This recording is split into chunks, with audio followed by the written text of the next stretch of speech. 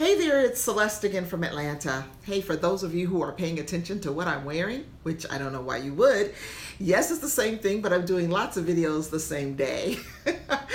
Anyway, I am doing day 4.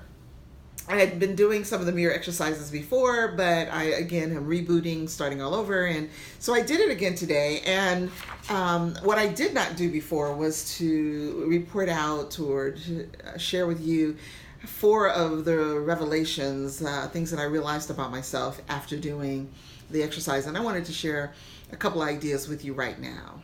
The first thing that I realized is that I have not been living as authentically as I really genuinely desire.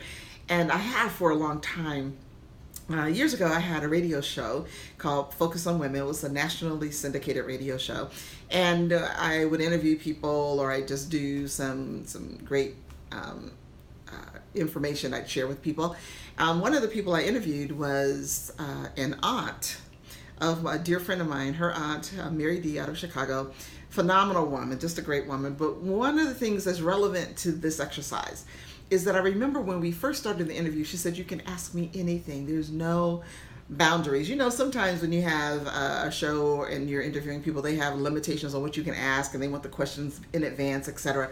But she said, "I'm an open book. Whatever you want to know, feel free to ask." And I loved that. I love that.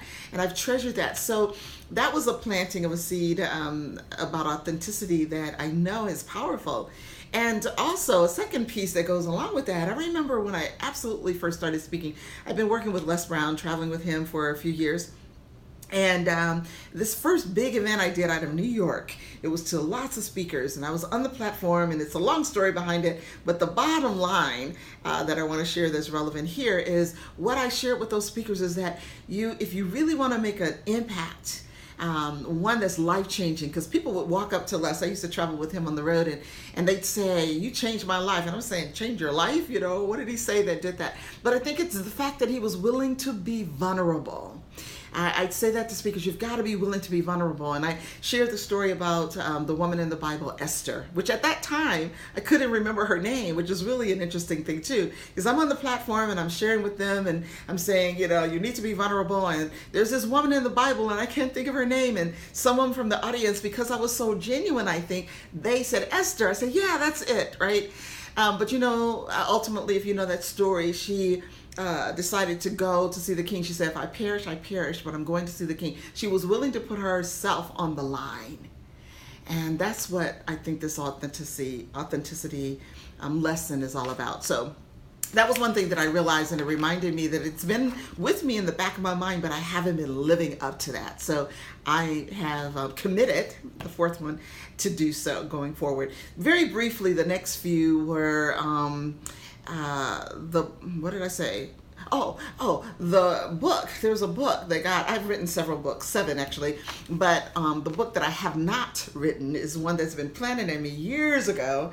And the reason why I haven't written it is that it does require me to take the peeling off, or whatever, however you said that, Lisa, but to take the covers off, to really share and be vulnerable in greater detail. So I'm going to get to that. I'm committed to getting that book done. I believe it's really going to transform some lives, and from my perspective. So that's 2.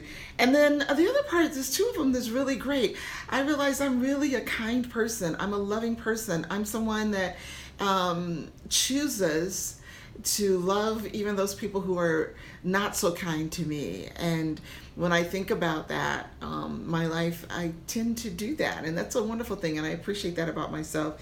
And I'm also extremely blessed. Oh my gosh, I have been blessed numerous times over and over again. And I recognize that when I went through the process. So those are my 4 pieces. A long video, but I hope that this is helpful to you. That's my whole thing. And I think all of us are here to inspire and encourage others. So hopefully my experience is something that does just that. Take care. See you soon. Bye.